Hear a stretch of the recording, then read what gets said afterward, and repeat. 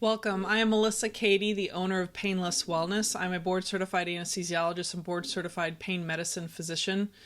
And I'm going to just give you an idea of what to expect for a day of a facelift. Now, you might have some other little things done along with that, but if your predominant procedure is a facelift, then this is what you can expect. They will call you the day before or Friday before a Monday procedure and let you know what time to arrive to the surgery center. That's done separately from me. That's done by the surgery center, and they'll give you instructions as well.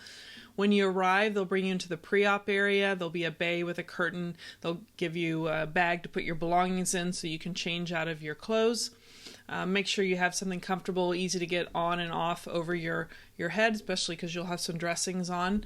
They'll go ahead and check your vital signs like your blood pressure, heart rate, and everything, and check your consent forms, and they'll start a small IV. Nothing big, just something that's reliable anywhere along the arm. And then, of course, all three of us from the operating room, which would be the circulating nurse, who's different from the pre-op nurse, and the surgeon and me or my assigned anesthesia provider for you. We'll all come say hi and make sure everything looks good to go. Of course, we ask similar questions on purpose just to make sure that you didn't forget anything and it's consistent. And then once we're ready to go back to the operating room, we'll give you a little relaxing medicine unless you just don't want any. Most people want a little relaxing medicine just to go from the pre-op area to the operating room. Most people don't remember getting to the room or like a weird dream. And once you're in the room, get all the monitors on, let you breathe a little oxygen. And once we're happy with the setup, then through the IV is how you go completely asleep, which is some IV medicine that helps you take you into general anesthesia. At that point, you will have a breathing tube placed through the mouth between the vocal cords, usually with an assistance of like a video scope, but there's a little instrument we use. We try to be very careful, of course.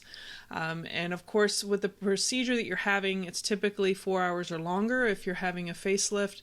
And so a catheter to your bladder is placed around that time as well by the nurse or the circulating nurse in the room.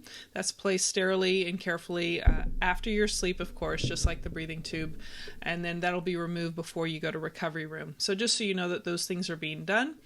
And of course, while you're asleep, your surgeon will place numbing medicine in the areas that are worked on so that you're nice and numb, and there's not usually a requirement for any long-acting opioids, just because you're not going to really have any pain. It's pretty rare to have pain from a facelift. A lot of just skin areas worked on, so numbing medicine is what can easily help those types of areas. Of course, before you wake up, AntiNausea medicine is given to help prevent nausea.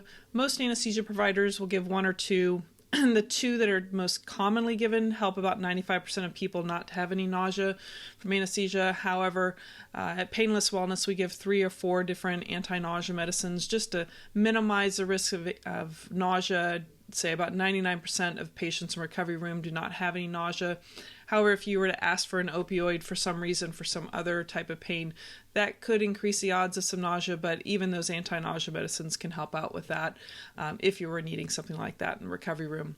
Whenever surgery is done, of course, there'll be some bandages placed around the face area and to put compression in the areas where the surgery's been done. So just expect to know that. Many times also, there'll be some lube in the eyes just to help them stay hydrated during your procedure. So if you wake up and see a little blurry, it's just because of the eye lube that might still be a little residual left there, and that'll clear over time, of course. You also might wake up and notice that the recovery room nurse is putting some soft packs or some cold gauze across your eye areas just to minimize swelling, and the head of the bed up just a little bit to help minimize swelling as well. That catheter, like I said, that was the bladder, will already be removed before you get to recovery room. Recovery room, as far as when we stop the anesthesia after surgery's done, you'll wake up within 10 to 30 minutes. Pretty typical. The longer the case, sometimes a little bit longer recovery time or waking up time, but anywhere from like an hour to 2 hours is kind of the extent of recovery time usually. If you have any issues, of course, that could change things, but most people do quite well with no pain, no nausea in the recovery room. It's just a matter of you being a little bit less groggy and being ready to go. Whoever's going to be picking you up will be informed after we get started that things are underway. Every 2 to 3 hours, maybe an update, and of course the surgeon will give a call to whoever's been assigned to get those phone calls to just let that person know how things went. And then, of course, there'll be a recovery room nurse that'll give a phone call to you, whoever's picking them up, within anywhere from within 30 minutes of being ready to depart. So you should expect those kind of things happening that day, and that is your play-by-play for a day of a facelift, or anything else that might be added along the way for that day too.